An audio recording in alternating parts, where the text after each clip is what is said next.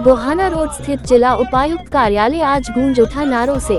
कांग्रेस नेता संजय बड़वासनिया के नेतृत्व में कार्यकर्ताओं ने प्रदेश सरकार के खिलाफ जोरदार हल्ला बोला। बुजुर्गों की बुढ़ापा पेंशन काटे जाने, प्रधानमंत्री आवास योजना की लंबित किस्तों और प्रॉपर्टी आईडी में कथित गड़बड़ियों को लेकर प्रदर्शनकारियों का गुस्सा खुलकर सड़कों पर दिखाई दिया। मुख्यमंत्री हरियाणा के नाम प्रशासन को ज्ञापन सौंपा गया, लेकिन सवाल ये है, क्या सरकार सुनेगी?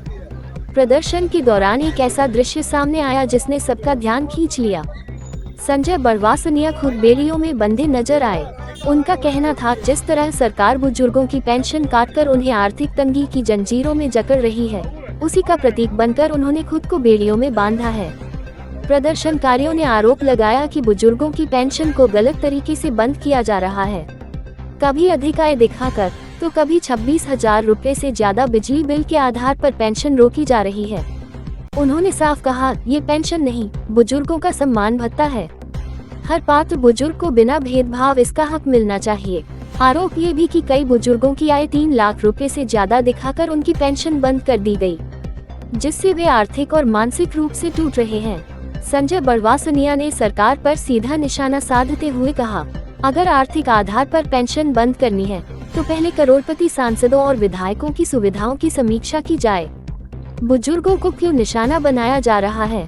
उन्होंने चेतावनी दी, बुजुर्ग समाज का सम्मान है, उनके साथ अन्याय बर्दाश्त नहीं होगा। सिर्फ पेंशन ही नहीं, प्रधानमंत्री आवास योजना की दूसरी और तीसरी किस्त करीब 10 महीनों से लंबित होने का मुद्दा भी गरमाया। प्रदर्शनकारियों का कहना है कि पात्र परिवार अधूरे मकानों में रहने को मजबूर हैं, लेकिन सरकार खामोश है। मांग की गई कि लंबित किस्तें तुरंत जारी की जाएं।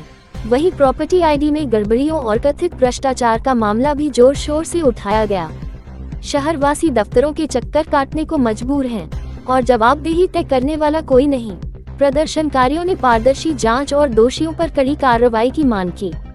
अब बड़ा सवाल, क्या सरकार इन मांगों पर गंभीरता दिखाएगी या फिर जनता का ये गुस्सा आने वाले समय में और बड़ा रूप लेगा? आप देख रहे हैं MJ24 न्यूज, सच के साथ बेबाक अंदाज में।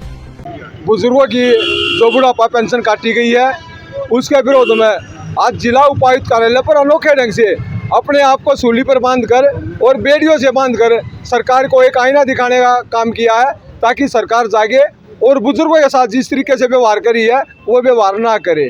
ये सम्मान बता था, ना कि कोई पेंशन थी। बुजुर्गों के सम्मान के लिए ये पेंशन शुरू की गई थी, ताकि बुजुर्गों को कहीं हाथ ना फैलाना पड़े।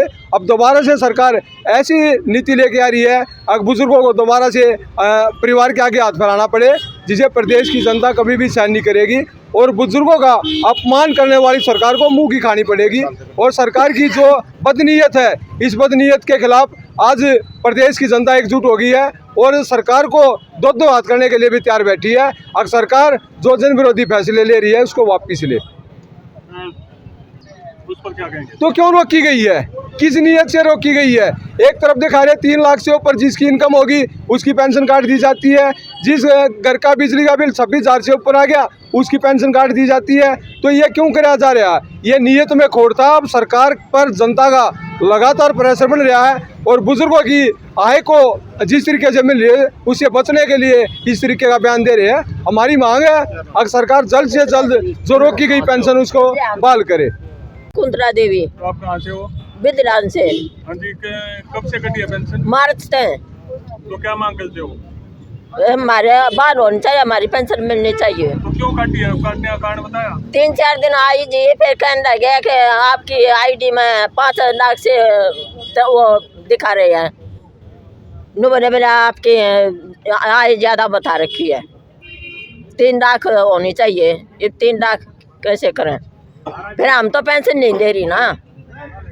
हाँ जी, ये पेंशन क्यों करे? यो नाम यो हटा दे, तेरी पेंशन बन जाएगी। अब मेरा नाम हट जाएगा तो कैसे पेंशन बनेगी?